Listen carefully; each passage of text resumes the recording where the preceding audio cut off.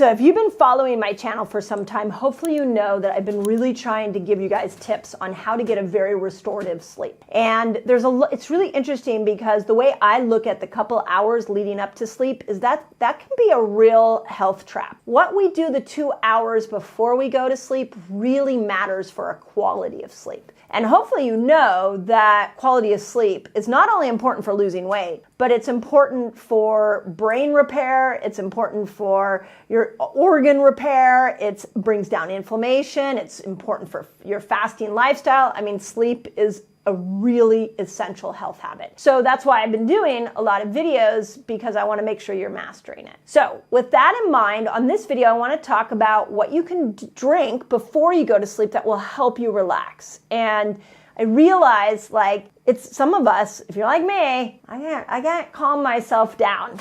Like what you see here, this is me. Like if you hung out with me, this is what you would see. And to go from energized to asleep in bed is a process. And before I dive into that, I also want to talk about what I don't do or what I find to be too much of a stimulant before I go to bed. And we're going to keep this in the topic of drinks. But I think one of the biggest misnomers is that when you drink, it relaxes you, and so therefore you'll be more ready to sleep. It's not exactly how it works, because it's a dopamine stimulator, right? And whenever dopamine comes up, the respiration goes up, the heart rate goes up, your body goes into a more of an amplified state. Here's the drink you can have before you sleep that I think you'll find really amazing. And it's Cava tea. Have you tried Cava tea? It is my new favorite, and I'll tell you why. That it's my new favorite for two reasons. One is it gives me that body relaxation. So this is for my menopausal friends. And you know, a lot of what I've noticed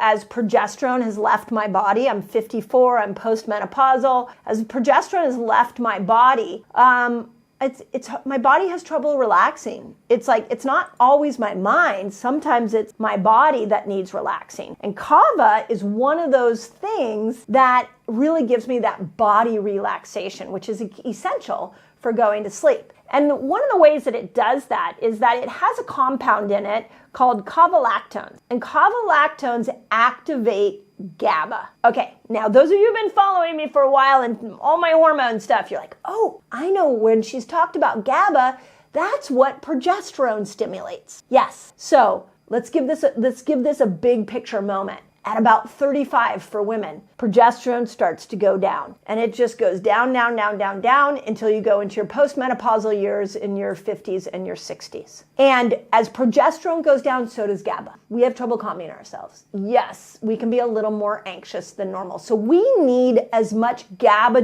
cavalactins and activating GABA as possible. And what we know is that Cava can do that. So Cava tea before bed is incredible. It'll give you that body rootedness and will really help with any anxiety that you have. It's beautiful that way. Now, the other thing that I like about Cava, and I'm going to talk about some of the studies on Cava, but it's not addictive. So like if you think about that, like I like my glass of wine, but the more I drink my glass of wine, the more I want my glass of wine. Cava doesn't do that to you. Cava doesn't like call you every day and be like, hey, it's Cava, it's bedtime, you need to drink me. It doesn't do that. It doesn't have that like addictive quality to it. So love that. Science is showing, research is showing that it's not addictive, it produces GABA. Now, let me tell you some of the other studies. A 2004 study showed that 61 people found that Cava significantly decreased sleep disturbances and improved overall sleep. Okay, what does that mean to you? Where are my 2 and 3 a.m. people? Where are those of you that are waking up in the middle of the night and you can't get back to sleep? So Cava is not only going to give you that GABA to relax you, to let you go to sleep, but Cava is also going to be that thing that keeps you asleep. Okay, for menopausal women, this is a hallelujah moment, because there's nothing worse than waking up at 2 in the morning and trying to solve all your problems. I've been there. I talk about that in the Menopause Reset. If you haven't read that, that was a big thing that I dealt with. So Cava tea became this thing that like helped me go to sleep. Now, we also know from a 2001 study, I'll leave all the links in the notes here, is that when researchers gave Cava to people with high stress that are having trouble sleeping, anybody listening having high stress? I think what I want to ask is, anybody in the modern world not having high stress right now?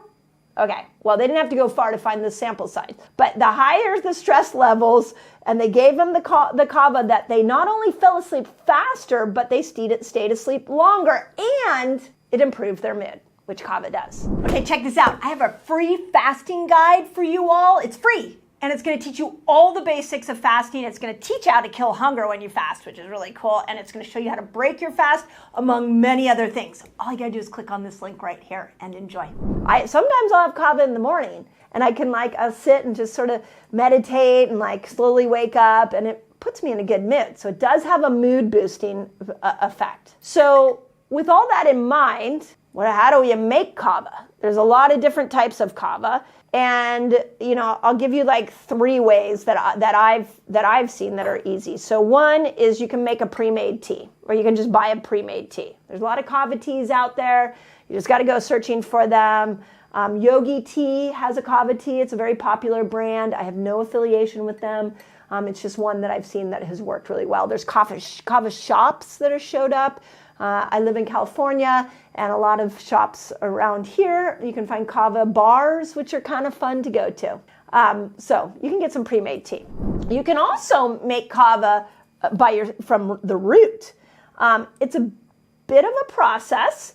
And so what you might want to do is just find a source. You got to put it in some cheesecloth and make a big jug of it, and then just heat that up at night.